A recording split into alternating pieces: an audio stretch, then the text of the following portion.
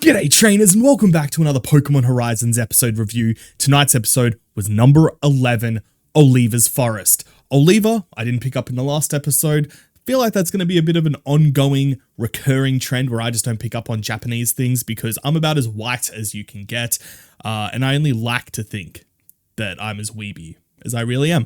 But Oliva is just Arboliva's Japanese name. So Arboliva being the final form of Smoliv, Smoliv then Doliv, so it's just Oliva's Forest, which lines up, we saw at the end of last episode, there was going to be it was indicated there was a giant Titan Arboliva, and, well, spoiler alert, there is. Anyhow, we actually start off in a bit of a weird place. We start off on the Brave Asagi. Liko is outside of Dot's room. Dot being Nidothing, of course. Keep that in mind. And she feels like she's put it together. She's remembering. She's like, hold on. There is always Nidothing music coming out of Dot's room. I'm pretty sure I saw a Nidothing costume drying on the Brave Asagi. And she always has a Quaxley too. She's figured it out. So she knocks. She knocks on Dot's door and he's like, I figured it out. As she's doing it, Dot's starting to confess. Dot's about to tell her that she's Nidothing. Until Liko goes, I figured out who you are. You are a super fan. Yeah. That's what Liko's conclusion was. That Dot is just a super fan. And here's the funny thing. The reason Dot wants nothing to do with Liko, in Liko's mind, is that Liko is a filthy casual. Yeah, that's almost verbatim what Liko says. It is hilarious. Look, it's funny. It's funny because Dot was going to confess. She was about to tell her she is Nidothing. And then that happens. Look, it was funny. Maybe you had to be there, but it was pretty funny. We cut over a little bit. Straight from there, not quite the intro song yet, but we cut to maybe the dining area, and Molly is on the phone to somebody. It's pretty clear it's a family member. It's probably her mum. And she's having a little bit of an argument. Her mum wants her to come home. Her mum has all these sort of expectations for her. And Molly's like, no, I'm busy here. I'm not going anywhere. What? And it will get explained. Well, I guess we'll discuss it a little bit later in the episode or in the review. Also, it's mentioned later in the episode. We'll discuss it a bit later. Here's a little theory for you. We do find out that Molly comes from a long line of doctors, and we find that out a little bit later.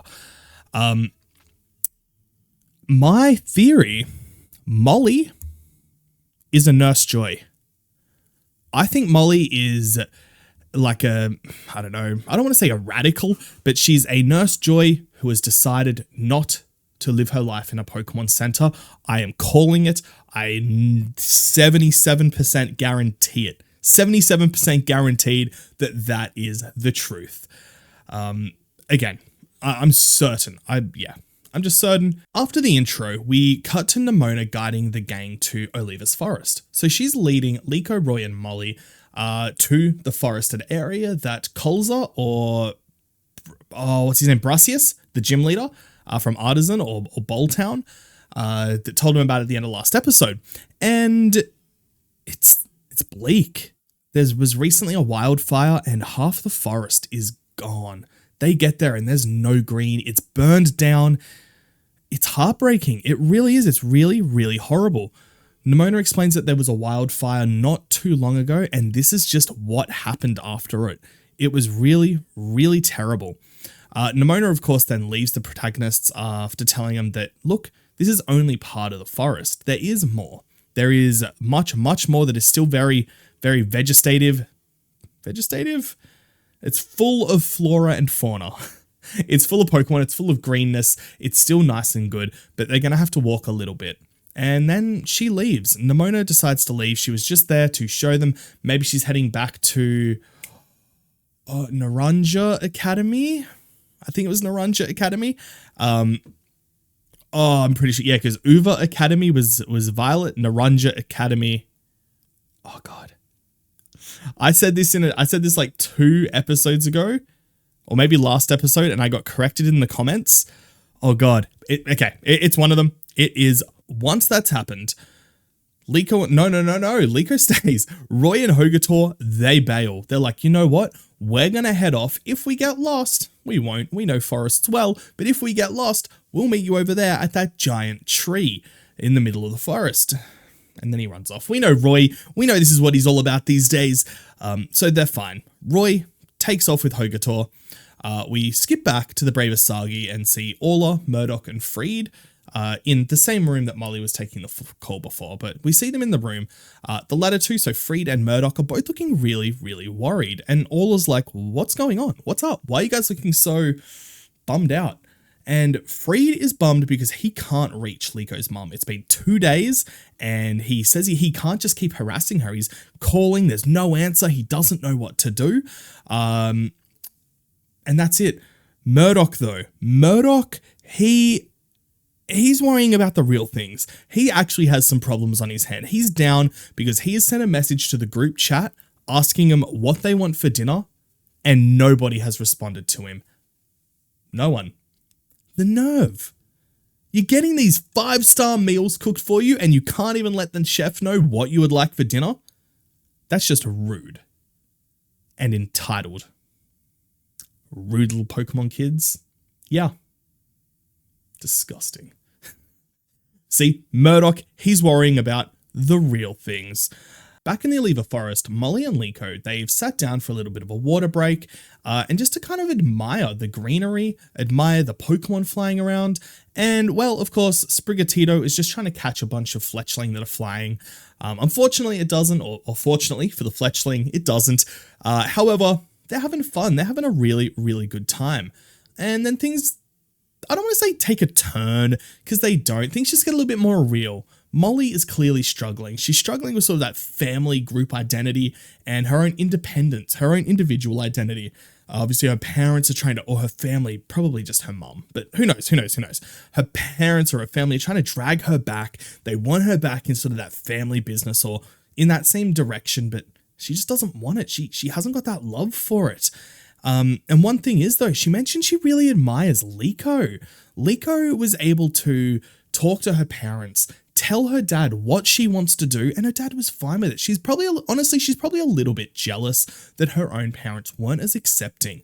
And if our theory is right, and Molly is a Nurse Joy, Molly Joy, cool name, and we find out that she is, Molly Joy, then that'd be a lot to live up to. I mean, there are hundreds of Nurse Joys, and to be the one odd one out that doesn't want that life, I understand, like that could be a pretty rough way to live, and I don't fully understand that jealousy that comes from that. This is where Molly explains that she comes from a long line of doctors and explains that to Liko, and then uses, I guess, some of that medical knowledge as they're walking along or just looking around. They find some oranberry bushes, and she gives Liko a little bit of a lesson on oranberries, explaining that they can be used to heal Pokemon, and whenever you find them, you should pick them and just pick as many as you can. Liko takes that advice and fills her backpack just to the absolute brim. By the time she has finished packing all of those oranberries away, though, she's gotten lost. She's not sure where she is. Her Rotom phone has got no reception. It's not a good time. And then she sees the tip of the tree that Roy pointed out before, where to go if we get lost. So that's what she's going to do. She's going to head over there. We cut to Roy, who is actually at that giant tree right now. And look, it's clear it's not a tree. This is the Giant Arboliva that we saw at the end of the last episode. It's very, very clear that that's what it is. And he sees something. He sees something glistening, shining, shimmering around the tree. At this point, just the tree's neck, the tree's upper trunk. And he's like, hold on. What is that? Let's go have a look. So he and Hogator start to climb up this giant arboliva that they believe is a tree, and they actually find out what's hanging there is another ancient Pokeball, the same as the one that contained the Black Rayquaza. So what are these ancient Pokeballs? We've seen ancient Pokeballs before. We've seen like new models from the Hisui region, which is eventually the Sinnoh region. We've seen old school Pokeballs, even, maybe not as old, but still relatively old in the Celebi, the Pokemon Forever movie about Celebi, where Ash goes back in time and meets a young Professor Oak, who they just call Sam or Sammy.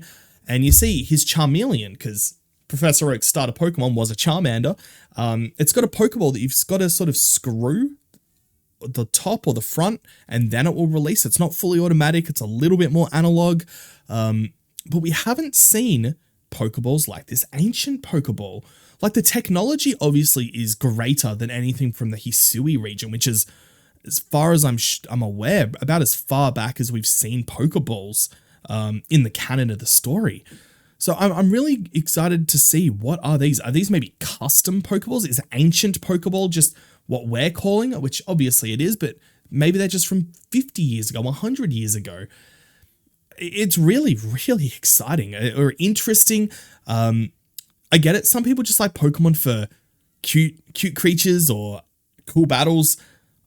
I dig this world building stuff, the ones that make you ask questions. Honestly, Pokemon hasn't been very big on that in its lifetime, but it's doing a really good job with it now, and I am so unbelievably excited for it. As Roy's climbing the Giant Arboliva tree, the ground starts to shake. There's an earthquake. It's shaking the tree, it's swaying back and forth a little bit. Not just Roy's feeling it though. Liko, she's feeling it too. She's not there yet. She's still out near burned areas in the forest, so she hasn't quite got it either. But we cut to Molly. She hasn't felt any earthquakes. It doesn't show that she's feeling any of the earthquakes, but she is getting a little bit worried that the kids haven't come back yet. And of course, Roy said, go to the tree. If we can't find each other, that's where we meet up. So that's where Molly's heading. We then cut to potentially the saddest image I have seen in Pokemon ever. Now, you think maybe you cried when Ash was turned to stone? You might be like me and cry whenever you watch the first movie and My Brother starts playing and the biologically born Pokemon are fighting with their cloned selves and the sad music's going on and Pikachu's just getting beat on because he refuses. I'm going to cry because I'm thinking about the song. You might be a wimp like me, but this is a heartbreaking scene in the actual anime, not a movie, in the anime.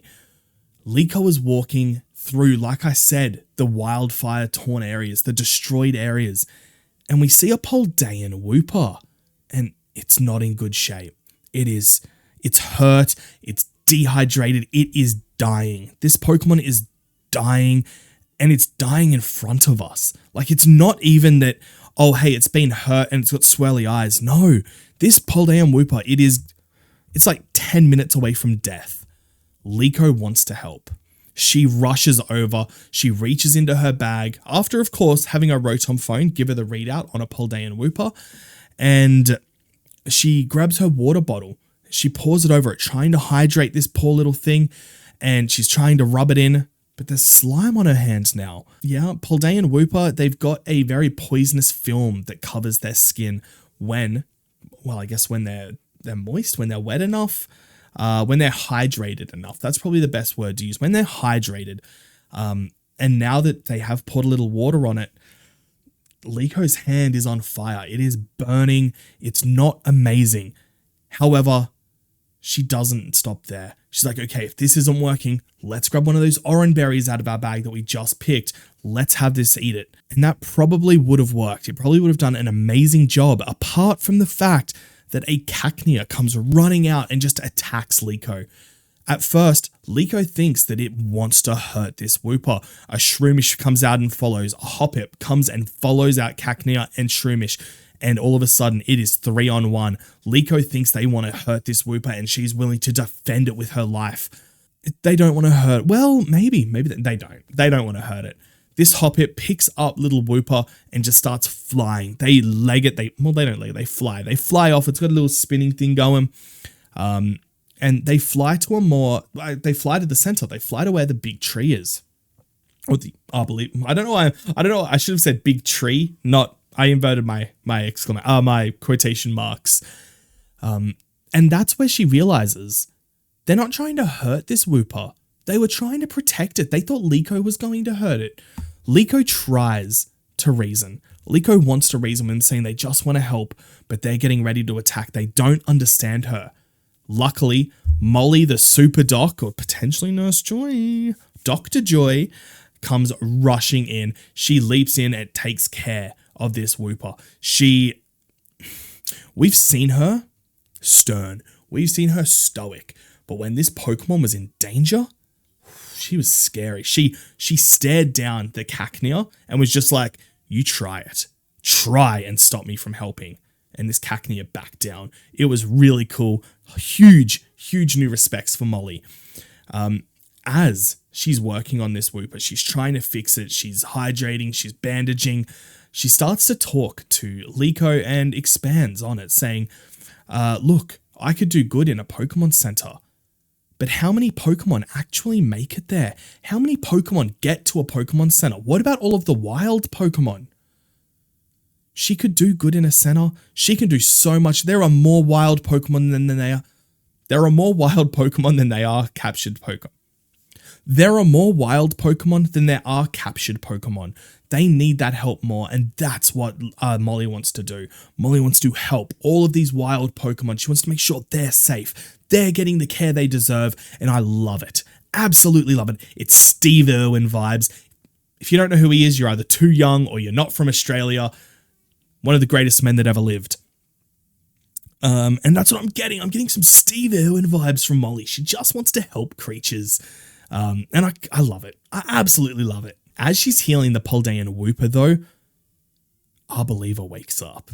That's right. Arboliva is waking up, and it is mad. It spreads out its arms because it was all hunched over. It spreads out its arms. I'm trying to tense and look really tough. It's just, it's not working. It spreads out. It shows. Roy and Hogator were like climbing up. It's near its chest, right near the ancient Pokeball. And they get thrown. And you might think, oh, this is where they'll get caught. Maybe Freed will swoop in with Charizard and save them. No, they hit the ground. It was brutal. Absolutely brutal. Arboliva starts launching attacks absolutely everywhere. It looks like it's firing laser beams out of its olives. I don't know what the move is. I don't. I'm sorry. I'd never used an Arboliva in the Scarvi games. I just don't know. But it's launching attacks everywhere. Hogator and Roy think that they can help.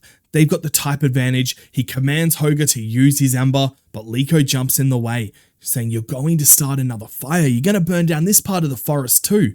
Leave it to me. Nyauha starts throwing lightning speed, which is just a quick attack, everywhere, trying to keep that Arboliva's attention so Molly can keep working on this Wooper. She's not giving up on it. Now, Roy and Hogator might not be able to use Ember, but they did learn a move last episode, Stomping Tantrum, and it will work, especially with this giant Pokemon. So they launch one, and it gets off balance.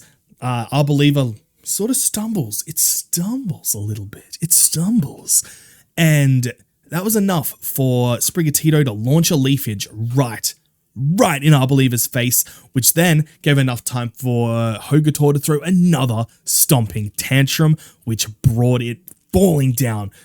Arboliva came crashing down, hitting the ground. It was beautiful. It looked like a giant beanstalk falling, but it doesn't want to stay down. It's getting up, and it looks madder than ever. It's getting ready to launch some big attacks until our little Wooper friend, he's alive.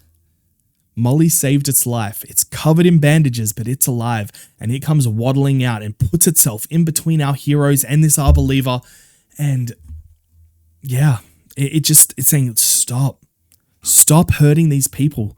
They're no threat to us. They're here to help us. It took a little bit. Look, Arboliva was mad. Wooper spent a fair amount of time trying to talk it down, but it eventually did. After settling, Molly talks to Arboliva. They seem to come to a bit of an understanding, and we get a pretty cool fist bump. We get like this giant Arboliva hand and this tiny little, this is what it kind of looked like. It was like, it was great. Dude, seriously, I love Molly after this episode. She's still not dethroning Orla for best girl in the series, but actually, I actually watched on the next episode, there may be a new best girl. I may have a new simped for character, and I have a feeling it might be Liko's mum. Maybe. She had a squawkabilly on her shoulder. Who knows? But beware. I'm going to simp for that character next week. We did see it though.